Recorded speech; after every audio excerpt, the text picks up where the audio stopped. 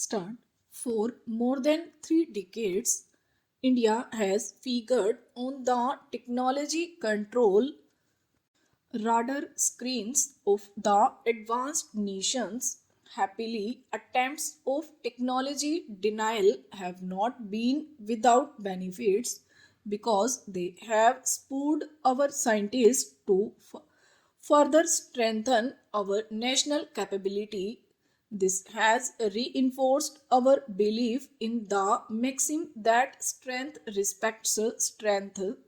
In this context, I must compliment our nuclear scientists. Their achievements at Pokhran have filled the entire Indian scientific community with self confidence. The second important task before our scientific establishment is that it must get refocused on problem solving, especially meeting the felt needs of our industry, agriculture, and services.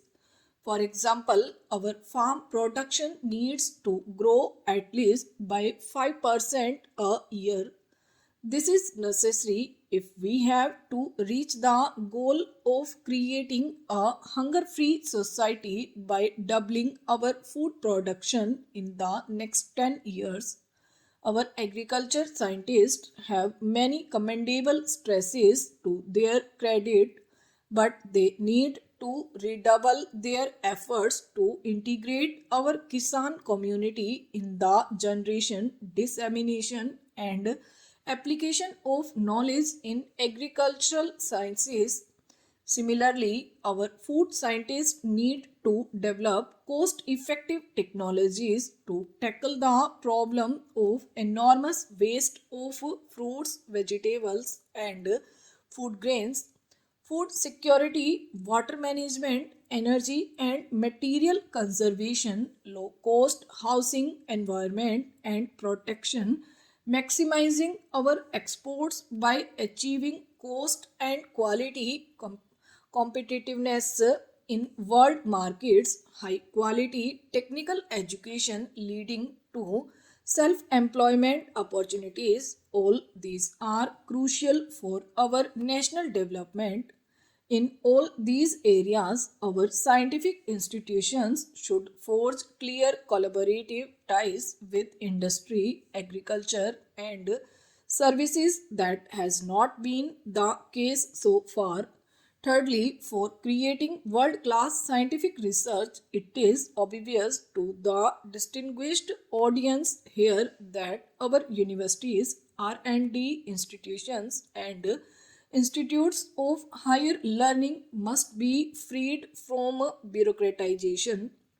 Our students, teachers, and scientists should spend more time on creative research than on unproductive and needless red tapeism.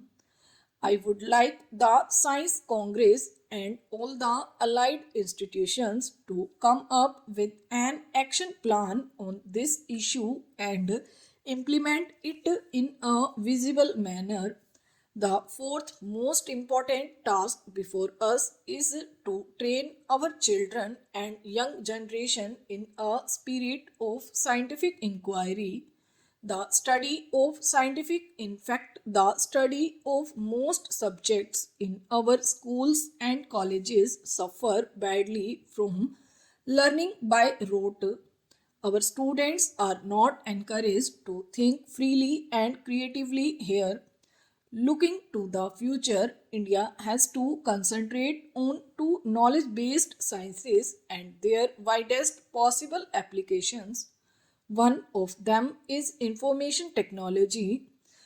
My government has taken a number of initiatives aimed at enabling India to become a major global IT power with software exports targeted at $50 billion by year 2008.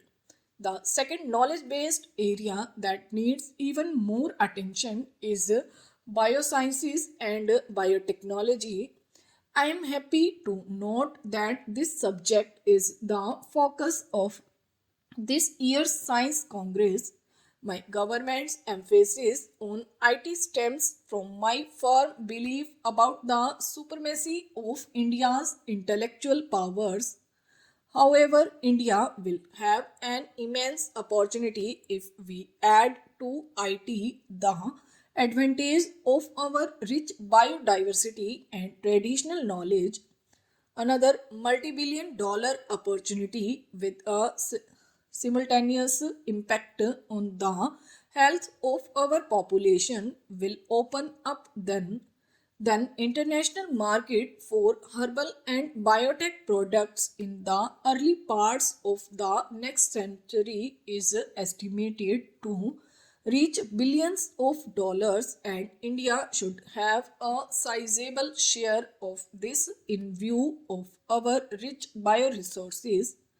I understand that the Council of Scientific and Industrial Research and the Department of Biotechnology have mounted a focused program which has brought together 20 of the CSIR laboratories with the well known practitioners of traditional systems of medicine and research workers from other scientific institutions under one roof. I want to congratulate both the CSIR and the Department of Biotechnology since this is precisely the Team India spirit that I had emphasized during the Shanti Swarup Bhatnagar Awards ceremony. Such a program should not be confined to healthcare issues of only tropical areas but also those pertinent to the rest of the world like AIDS, Parkinson's disease, arthritis, brain disorders, various cases of cancer, etc. I suggest that the good beginning made by CSIR should be followed with multiplies of such programs with a very wide Indian knowledge network. This is a last session of the Science Congress in this century. By the time you assemble on the same day next year, it will be the first gathering of the Science Congress in the 21st century. It is only appropriate that we use the ensuing 1 year to infuse new dynamism in India scientific research and education.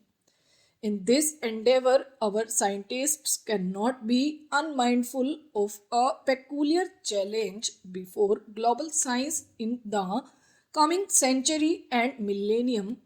It is the challenge of integrating the knowledge of man's outer space, that is science, with the knowledge of this inner space, that is spiritualism, which are very much connected.